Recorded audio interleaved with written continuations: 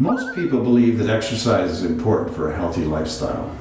There are, of course, a multitude of ways to get that exercise.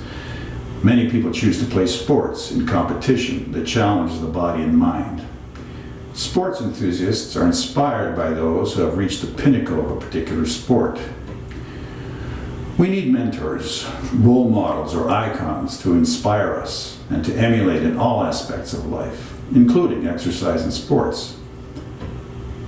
It's said that emulation is the best form of flattery. That's the seal of approval on that account. I think people should be compensated monetarily for their achievements and service or gifts to humanity. Sports and entertainment are essential for a healthy lifestyle.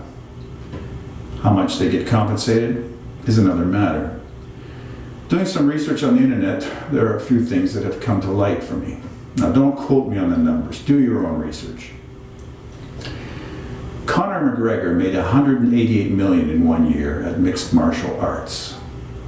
Lionel Messi, $130 million at soccer. Dale Prescott, $107 million at football. LeBron James, $96.5 million at basketball. Roger Federer, $90 million in tennis off-field earnings. Naomi Osaka, $55 million in tennis off-field earnings. And that's all in 2020. Golfer Tiger Woods, boxer Floyd Mayweather, soccer player Cristiano Ronaldo, and Lionel Messi have all earned over $1 billion during their playing careers, according to CBS. According to Statista in 2020, and in US dollars, NFL football paid $5.32 billion in players' salaries. NBA basketball paid $3.66 billion. MLB baseball paid $3.45 billion. NHL hockey paid $2.07 billion. EPL soccer paid $1.97 billion. Let's try to put this in some perspective. I know I'm going to ruffle some feathers here. Consider the GDP, which is the value of all goods and services that have been produced, minus the value of goods and services needed to produce them. According to Statista 2020, the GDP per capita in the US was $56,200 US dollars, totaling $20.94 trillion. GDP per capita in Canada was $43,241 US dollars, totaling $1.64 trillion. The GDP per capita in Burundi was $255.9 US dollars. GDP per capita in Sudan was $322.2 US dollars. The GDP per capita in Somalia was $331.6 US dollars, totaling $4.91 billion. Some sports leagues pay out more in 1 year in salaries than the GDP of some countries. Some individual athletes have career earnings in 1 year as high as the GDP of some countries. Most professional athletes make at least 10 times more than the GDP per capita in their respective country.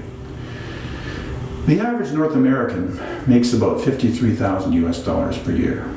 Many professional athletes make 100 times more than that, more than the average North American salary. It's lunacy. Whoa! These inequities are prevalent in the corporate world as well.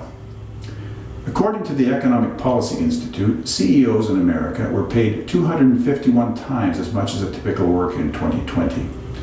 In the US, the top 350 firms paid an average of $24.2 million to CEOs.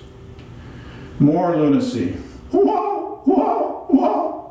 Then there's the TV and film entertainment business. Paul Rudd was paid $41 million for a role in one movie. Adam Sandler, $57 million for one movie. Robert Downey Jr., $66 million for one movie. Dwayne Johnson, $89 million for one movie. There are 160,000 SAG-AFTRA members in the United States and about 25,000 ACTRA members in Canada, all members of radio and television artists. 98% of SAG-AFTRA ACTRA members cannot make a living in the business. That is, 2% of the union members make most of the money. It's lunacy. Whoa! According to Statista, the gross debt per capita in the US is $80,885 US dollars.